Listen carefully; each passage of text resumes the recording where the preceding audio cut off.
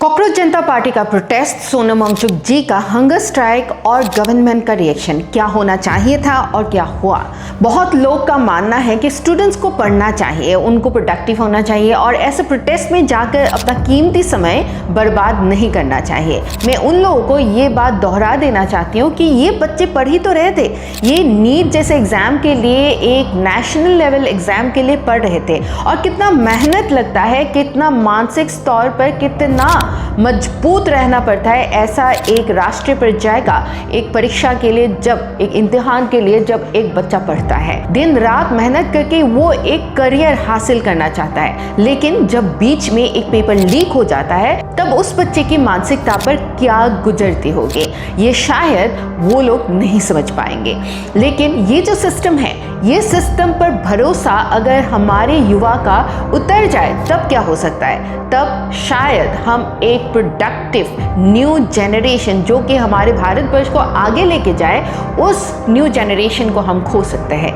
लेकिन इसी प्रोडक्टिविटी के लिए वो लड़ रहे हैं, वो प्रोटेस्ट कर रहे हैं और गवर्नमेंट का इस पर रिएक्शन क्या होना चाहिए था। गवर्नमेंट का मतलब क्या है? गवर्नमेंट यानी सरकार, सरकार यानी माई बाप। अगर बच्चा घर पे कभी खाना नहीं खाता है, कोई जिद पर बैठ जाता है, तो माँ बाप क्या करते हैं? माँ बाप जाते हैं, उस बच्चे को समझाते हैं, फुसलाते हैं और फिर खाना खाने के लिए उनको बुलाते हैं। लेकिन यहाँ क्या हुआ? हम एक लोकतंत्र में हैं, हमारा ये फंडामेंटल राइट है of speech and expression, to assemble without arms and to convey our message। ये हमारा मौलिक अधिकार है जो हमारी संविधान ने हमको दिया है और हम अपनी बात सरकार के सामने बिल्कुल रख सकते हैं। और उस बात को समझने के लिए वो मानसिकता सरकार की भी होनी चाहिए कि ये बात क्या है, कैसे इसको सुलझाया जाए, ताकि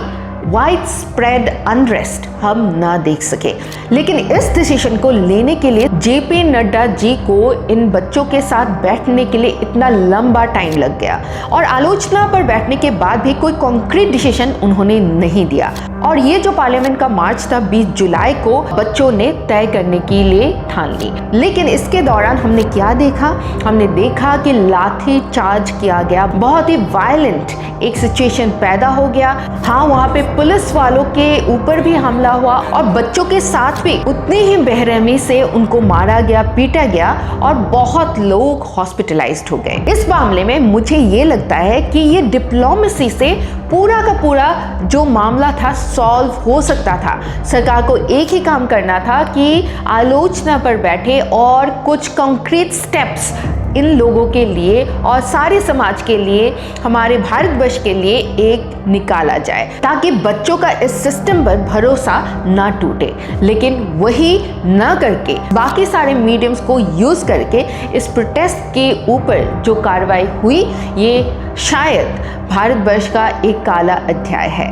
मैं सरकार को ये दरख्वास्त करना चाहूँगी कि प्रोटेस्टर्स जो भी हो, आज बच्चे हैं, कल बुजुर्ग होंगे और बाकी भारतवर्ष के कई जगहों में हम प्रोटेस्ट देख रहे हैं। वो केन बेटवा जो रिवर प्रोजेक्ट है उसके लिए प्रोटेस्ट चल रही है, हिमाचल में, उत्तराखंड में पेड़ ना काटने के लिए प्रोटेस्ट चल रही है, महाराष्ट्र में फार्मर्स प्रोटेस्ट चल रही है, पंजाब में फार्मर्स प्रोटेस्ट चल रही है। इन प्रोटेस्ट को आप लोग ध्यान से सुने, क्या कहना चाहते हैं जनता। जनता सिर्फ एक भीड़ नहीं, जनता इस देश का एक बैकबोन है और इस बैकबोन को हमें संभाल कर रखना है। इसीलिए मैं प्रोटेस्टर्स को भी ये दरख्वास्त करना चाहूँगी कि आप लोग बहुत ही विवेक और बुद्धि से काम लें और हमारा जो गणतंत्र है, हमारा जो संविधान है, इसको आप अपने जहन में रख कर अपना जो बात है वो सरकार के सामने रखने के लिए कोशिश कीजिए।